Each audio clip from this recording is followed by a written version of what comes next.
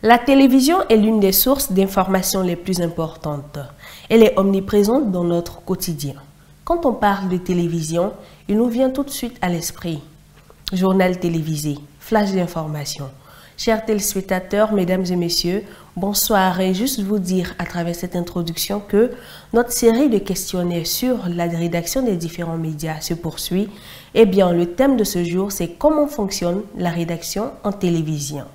Eh bien, merci de bien vous installer. Nous allons avoir des éléments de réponse avec notre invité. Cet invité-là même qui n'est plus à présenter sur notre plateau, je nomme M. Pierre Kwame, journaliste et rédacteur en chef d'Ivoire Matin. Bonjour M. Pierre Kwame. Bonjour Ms. Cissé. Merci d'être sur notre plateau. C'est tout un plaisir. D'accord, alors le plaisir est partagé. La première question qui nous vient en tête, c'est en télé, on entend tout le temps programme de la télé, programme de la chaîne. Est-ce que le thème rédaction est adapté pour la télévision? Effectivement, le thème rédaction est bien adapté puisque au niveau de chaque émission, il y a une rédaction. Mais le thème rédaction est lié spécifiquement à l'information, qui est un département de la télé. Et au niveau de la télé, comme je le disais, disons, pour ceux qui le savent déjà, il y a différents départements. Il y a d'abord la structuration. Au niveau de la structuration, là, le président du conseil d'administration, il y a le directeur général et il y a le chef ou le directeur du département qui est chargé, disons le directeur du programme qui est chargé d'élaborer tout le programme de la chaîne. Et à côté du directeur du programme, il y a, disons, le directeur marketing ou communication, il y a également le directeur de l'information et puis le directeur des ressources humaines. En gros, voici un peu la structuration d'une chaîne de télévision. D'accord. Alors, le thème d'aujourd'hui, pour nous, c'est... On parle d'information, parce que vous avez dit que la rédaction, elle est liée à l'information. Tout à fait. Donc, comment est-ce que la rédaction d'une chaîne de télévision fonctionne? Le fonctionnement de la rédaction d'une chaîne de télévision fonctionne comme toute autre rédaction au niveau de l'information. Et il faut se référer d'abord aux composantes. D'abord, il y a le rédacteur en chef qui est chargé de veiller sur la ligne éditoriale de la télé. Si c'est une chaîne, disons, confessionnelle ou non confessionnelle, c'est une chaîne généraliste. Donc, en fonction de l'orientation de la ligne éditoriale, le rédacteur en chef veille à ce que tout ce qui est reportage, tout ce qui est dossier, tout ce qui est, disons, enquête, respecte, soit dans la ligne éditoriale. Et donc ça, c'est son rôle. Et à côté du rédacteur chef, il y a le chef d'édition qui a un rôle de superviseur. C'est-à-dire, tout ce qui va constituer le menu du JT est concocté par le chef d'édition. Et du début du JT jusqu'à la fin, c'est lui qui est chargé de la surveillance. Et si vous remarquez bien, lorsqu'il y a la présentation du JT, il y a une oreillette au niveau du présentateur ou bien de la présentatrice, et c'est lui qui communique directement avec soit la présentatrice, soit le présentateur du journal. D'accord, avant de poursuivre dans le fonctionnement, il y a une question. Est-ce que la rédaction, elle est carrément indépendante des autres départements de la télévision? Effectivement, si on met de côté le rédacteur, disons le directeur général ou le directeur de programme, la rédaction est indépendante des autres départements de la télévision. Il n'y a pas d'influence d'un autre département sur la direction de l'information ou une influence de la direction de l'information sur les autres départements. Mais en cas de ce qu'on appelle le break news, c'est-à-dire s'il y a une information très importante, on peut décider, ça c'est en accord avec le directeur général ou le directeur de programme d'arrêter une émission et de mettre soit un flash ou de programmer le JT, bon pas le JT mais un flash pour parler de l'événement qui vient de se dérouler. Ça peut être par exemple lorsqu'il y a eu les attaques de Bassam, ce que les Ivoiriens auraient souhaité, c'est que le directeur de l'information arrête tout ce qui est programme, c'est-à-dire le match de football qui passait, on arrêtait et on informait les Ivoiriens sur ce qui se passait à Bassam. Mais là, le directeur de l'information n'a pas réagi, ni le directeur de programme, et ce qui a conduit à l'éviction du directeur de l'information. Parce que son rôle était de faire en sorte qu'on arrête le match et qu'on passe à un flash ou à une édition spéciale pour informer les Ivoiriens de ce qui se passait à Bassam. D'accord, c'est vrai que notre thème est orienté sur l'information, donc on aura en long et en large le rôle du directeur de l'information. Mais avant de poursuivre, quel est le rôle du directeur de programme, son rôle en réalité? Le directeur de programme, son rôle est simple, c'est d'élaborer le programme de la télé. C'est-à-dire lorsque on se lève ou bien lorsque la télé commence jusqu'à la fin. Si c'est une chaîne en continu, c'est-à-dire de minuit jusqu'à minuit, tout ce qui est comme émission, tout ce qui est comme réalisation, c'est le directeur de programme qui en est l'auteur, en collaboration bien sûr avec tous les autres départements. Mais c'est lui qui est chargé d'élaborer le programme de la télé. C'est pourquoi on parle de directeur de programme. Est-ce qu'on peut avoir une idée sur le fonctionnement des différents départements? Comment est-ce que les différents départements fonctionnent entre eux? Oui, la direction, bon, je prends la direction marketing, est chargée de tout ce qui est publicité.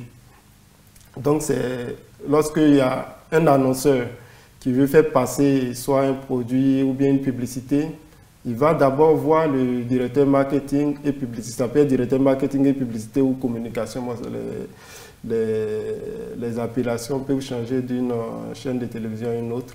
Mais la direction marketing est chargée de s'occuper de tout ce qui est publicité, de vendre également l'image de la télé à l'extérieur, de chercher des partenaires pour chaque émission. Par exemple, pour ce qu'on fait aujourd'hui, la direction marketing peut décider d'aller voir soit un annonceur, ça peut être une brasserie, ça peut être, disons, une entreprise de cosmétiques, pour que cette entreprise-là soit partenaire de l'émission qu'on est en train de faire. Nous n'allons pas donner trop de détails concernant les autres départements. Un bref aperçu de ce que c'est et puis ensuite on continue avec notre thème. On croit qu'on aura l'occasion de le dire. Et donc, il y a le directeur de programme, je pense qu'on en a déjà parlé, la direction, le département information, qui est chargé de produire les formations au sein de chaque télévision. Et donc, elle est spécifiquement chargée du JT et des flashs. Ça, c'est la direction de l'information. La direction des ressources humaines, là, ça va de soi. C'est la direction qui est chargée des recrutements disons, des travailleurs de la télé. D'accord. Maintenant, on vient à la direction de l'information. Tout à fait. Comment est-ce que ça fonctionne réellement? Comme si on faisait un cours à quelqu'un qui s'intéresse réellement à la rédaction. La direction de l'information est chargée de produire l'information au sein de la chaîne de télévision. Et donc, le lundi, par exemple, il y a ce qu'on appelle la conférence de rédaction. Et donc, le rédacteur en chef, en collaboration avec le chef d'édition et les chefs de service, ça on appelle aussi les chefs de rubrique, ça peut être chef de service société, chef de service culture, chef de service sport, chef de service faits divers.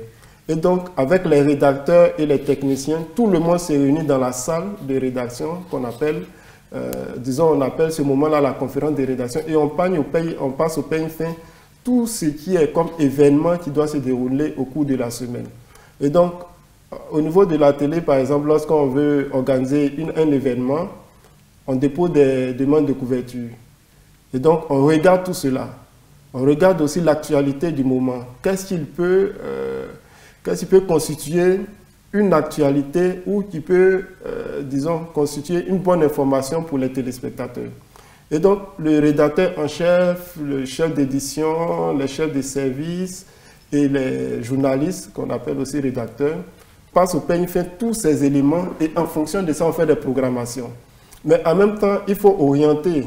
Lorsque on prend par exemple une demande de couverture sur peut-être le Massa ou comment on appelle ça, bon, disons le Massa, le journaliste qui doit aller sur le terrain, on lui demande, voici comment tu dois orienter ton reportage.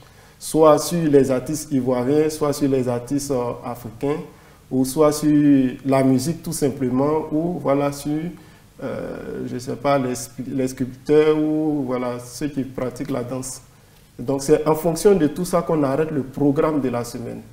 Et lorsqu'on a arrêté le programme de la semaine, on se consacre maintenant au programme du jour. Et sur le champ, c'est le chef d'édition qui prend les relais, qui donne les reportages à réaliser du jour et à quel moment ces reportages-là doivent être ramenés à la rédaction et montés. On appelle cela le deadline. Et lorsque tout cela est mis ensemble, on constitue maintenant le JT du jour. Et au niveau du JT, ce qu'on appelle le minutage, c'est-à-dire chaque élément doit faire combien de minutes, combien de secondes. Et tout ça est remis à la technique qui se charge de faire le montage. D'accord. La conférence de rédaction se passe en début de semaine et on arrête tout le programme de la semaine. Tout à fait. Ce qui veut dire qu'on n'inclut pas d'imprévu ou il n'y a pas de modification en cours de semaine. Obligatoirement, il y a des modifications. Je veux dire que s'il y a un événement important qui se produit, cet événement-là est prioritaire. Cet événement-là est prioritaire. Et ce n'est pas parce qu'on a fait la grande conférence de rédaction le lundi que les autres jours, il n'y a pas de conférence. Les autres jours, il y a aussi des conférences, puisque après le JT, toute la rédaction se réunit pour une séance de débriefing. Qu'est-ce qui a marché, qu'est-ce qui n'a pas marché, qu'est-ce qu'il faut améliorer.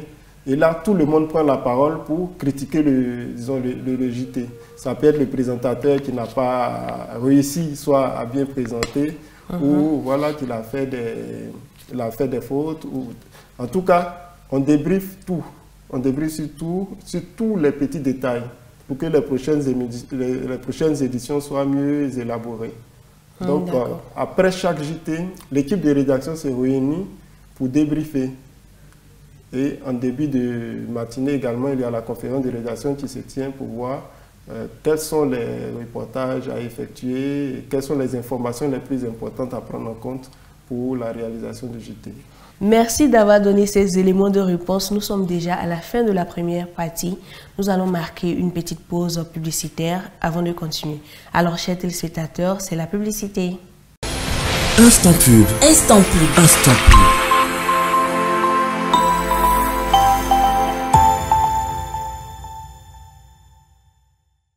Agitel Formation, cours pour travailleurs. Ismaël envisage une formation adaptée à sa fonction. Il a opté pour une licence professionnelle d'Agitel Formation. Héloïse, soucieuse de booster sa carrière professionnelle, a opté pour un master. Avec Agitel Formation, préparez des masters, licences professionnelles reconnus par l'État et le CAMES en finance, marketing, communication, logistique, ressources humaines et informatique. Les inscriptions ont débuté et se poursuivent au campus Agitel, 6 à la Riviera Palmeraie. Faites le choix de la meilleure formation pour vous aider à conquérir le monde du travail. Agitel Formation pour la mondialisation de votre formation. Élèves, étudiants, parents, travailleurs, votre réussite professionnelle passe par une formation de qualité dans une école de renommée internationale. Un choix, c'est le groupe école d'ingénieurs HETEC, certifié aux normes nationales et internationales, qui vous forme à la pratique des métiers et qui prolonge votre formation sur sa web TV de ZUF-TV. Rendez-vous à HETEC Ouaga, secteur 24, rue de la Jeunesse. HETEC, la trajectoire de votre réussite, l'école de votre entreprise. Instant pub. Instant pub. Instant pub.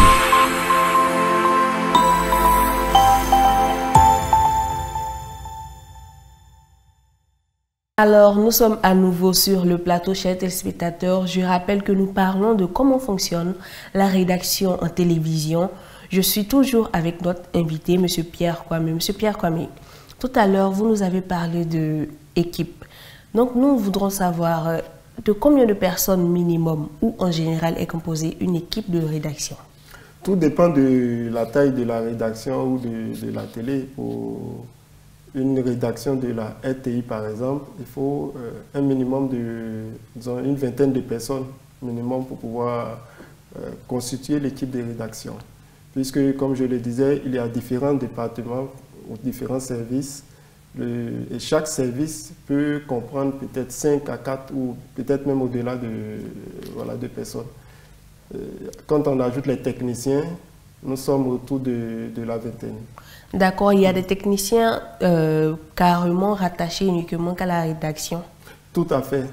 Il y a des techniciens rattachés uniquement qu'à la rédaction qui sont disponibles pour la rédaction et qui tout le temps travaillent sur la rédaction.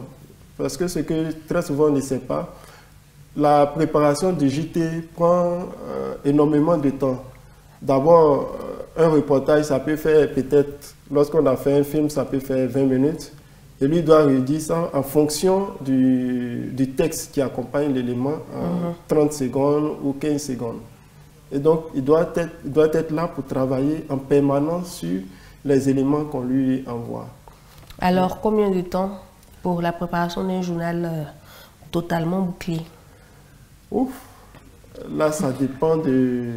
Si c'est le JT, par exemple, de 13 heures, il faut 2 heures. C'est-à-dire 2 heures avant la présentation de JT, voilà, pour pouvoir préparer, disons, tous les éléments. Donc, alors, en moyenne, 2 heures. Alors, à vous entendre, il y a une différence entre le journal de 13 heures, le journal de 19 heures, 20 heures. 20 heures. Quelle est la différence entre ces heures-là? Le journal de 13 heures, par exemple, ça on prend l'exemple de la télé, hein. Le journal de 13 heures, en règle générale, ce sont les événements qui se sont déroulés la veille, qu'on reprend au JT de 13 heures, ou les éléments qui se sont déroulés en début de matinée, qu'on reprend à 13 heures.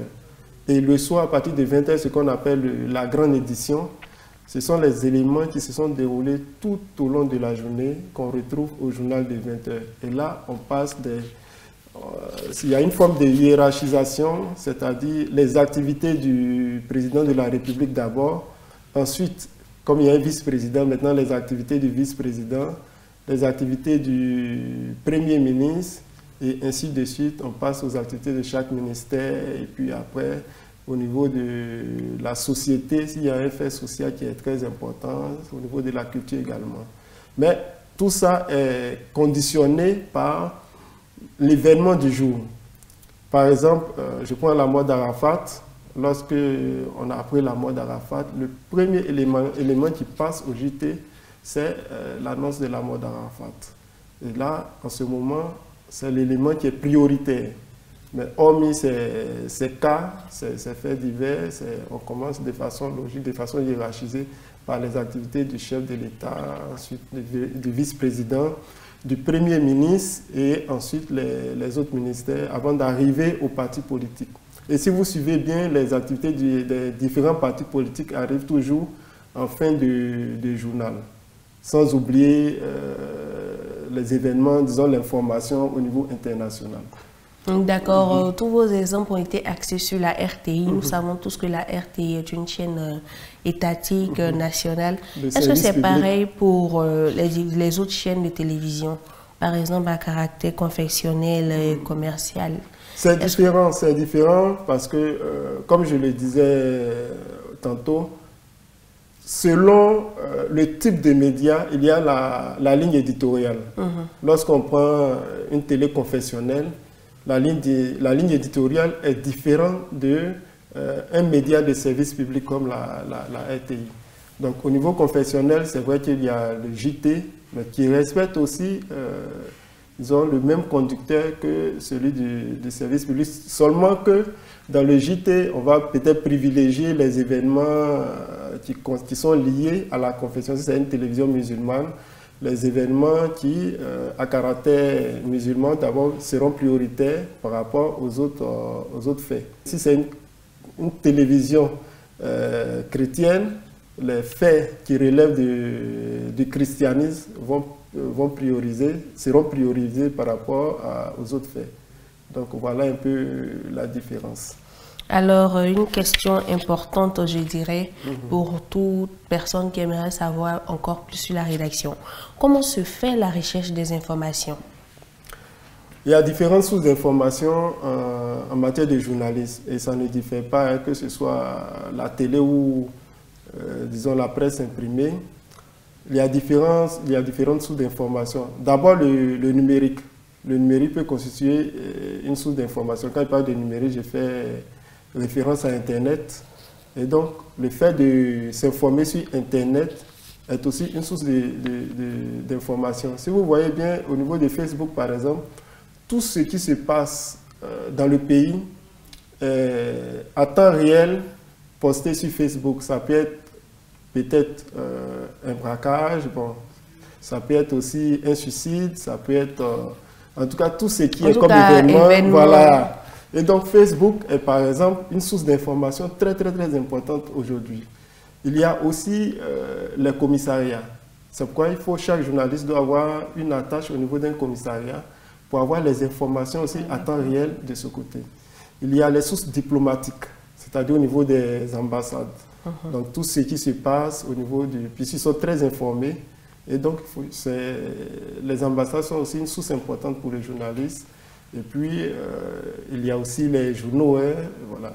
Chaque journaliste doit prendre le temps aussi de feuilleter les journaux pour voir aussi qu'est-ce qui se passe dans le pays. À côté de cela, il y a les hommes politiques. Et puis il y a les hommes comme M. Tout-le-Monde qui peuvent aussi être des sources d'information. D'accord.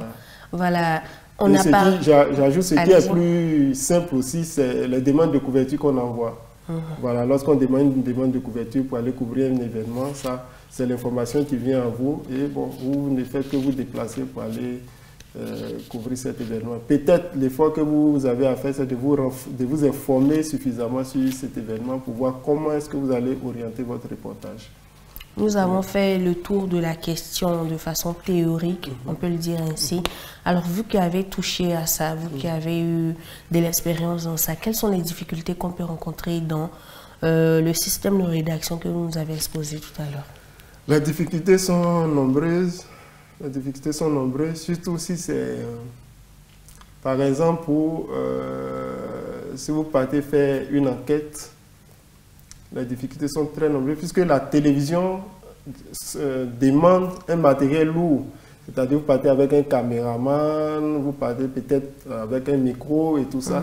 Donc ce n'est pas toujours évident de réaliser les enquêtes avec tout cet équipement-là.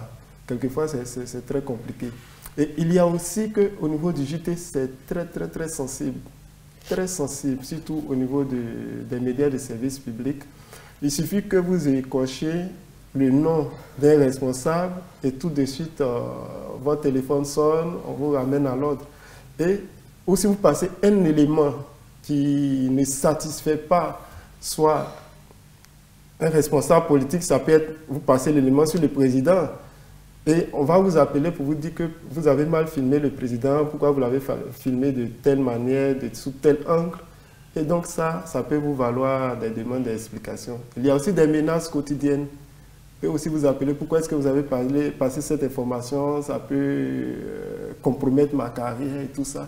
Donc il y a ces menaces aussi là qui constituent des difficultés. Et puis il y a aussi peut-être les moyens matériels voilà, qu'on peut mettre à la disposition de l'équipe rédactionnelle pour réaliser effectivement de bons reportages ou bien de bonnes enquêtes. Et quand ces matériels-là manquent, c'est aussi des sources de difficultés pour la rédaction.